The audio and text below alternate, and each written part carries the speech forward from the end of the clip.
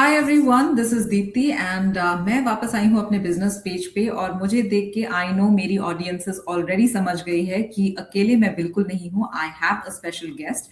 तो ज्यादा सस्पेंस नहीं बिल्ड करूंगी, I will bring my special guest on to stage. तो सबसे पहले I would love to welcome my dear business friend Rita ji. So Rita ji, thank you सबसे पहले तो अपना टाइम देने के लिए and it's always a pleasure जब भी मुझे ये मौका मिलता है आपसे बात करने का। तो welcome to my business page and thank you for your time. Thank you, Dipti, to having me here. It's a pleasure to be here. Thank you.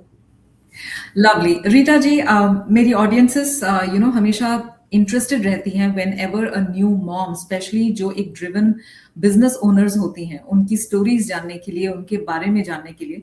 तो मैं अपनी तरफ से आपको इंट्रोड्यूस करूं, that would be my pleasure. But उससे ज्यादा interesting होगा कि ऑडियंसेस आपसे जाने कि आपकी जर्नी फर्स्ट ऑफ ऑल कैसी रही है, आप कहाँ से हैं, और इतने साल बिजनेस करने से पहले तक आप एक्चुअली क्या कर रहे थे। तो would love to hear from you Rita ji, तो प्लीज हमारे साथ शेयर करिए ना।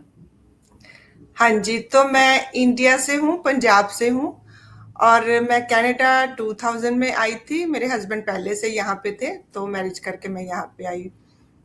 फिर मेरा बेटा हुआ और मैं बैकग्राउंड से पहले से रजिस्टर्ड नर्स हूँ।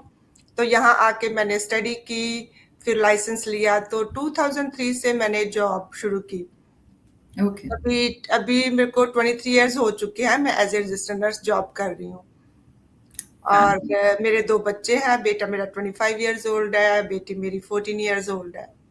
तो ये मेरी स्टोरी है।